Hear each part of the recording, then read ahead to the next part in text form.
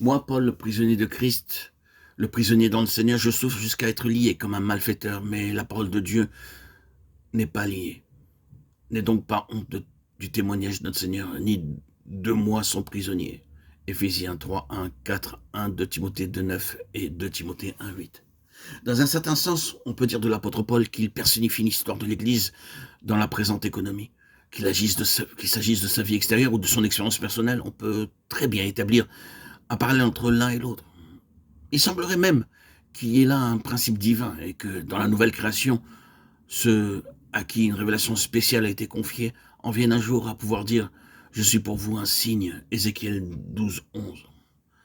Tant cette révélation s'incorpore à leur expérience, jusqu'à devenir une partie intégrante de leur histoire. Si nous prenons par exemple les quelques passages ainsi cités, nous constatons que vers la fin de sa vie, Paul a vu le cercle de son influence directe se rétrécir de plus en plus. D'une part, il eut à souffrir d'un abandon assez universel de la part de son entourage. Et d'autre part, en ce qui concerne le témoignage proprement dit, son action devint beaucoup plus spéciale et concentrée.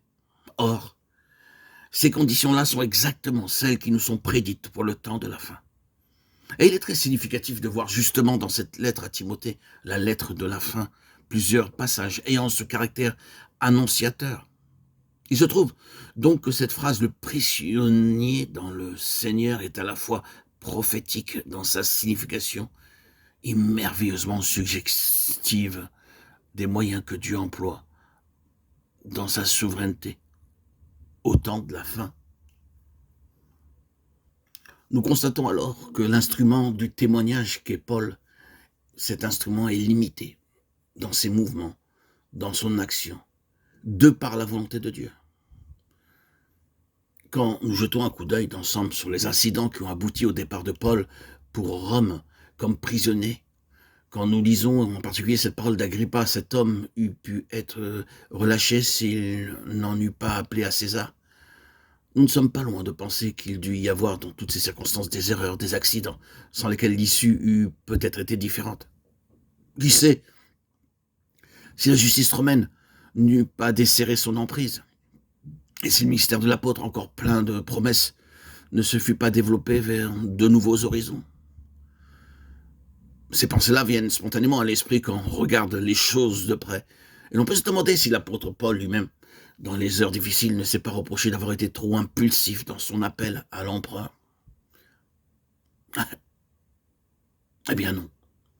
Au fur et à mesure qu'il allait de l'avant, aux écoutes de ce que le Seigneur pouvait lui dire, percevant sa voix de temps en temps, qui lui donnait l'explication des choses, bientôt la vraie nature de sa situation devint parfaitement claire pour lui. Quelle que fût, dans son arrestation et dans l'évolution de son procès, la part des facteurs humains.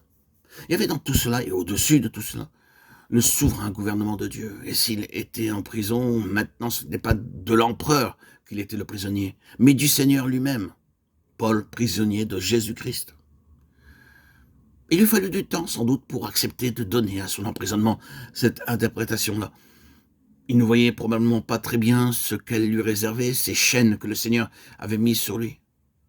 Peut-être entretint-il l'espoir que son procès serait court et sa libération plus ou moins rapide. Il semble bien, d'après sa correspondance, qu'il ait caressé le projet de poursuivre son ministère parmi les saints. Et il lui était si cher. En fait, il eut probablement une courte période de liberté après son premier emprisonnement.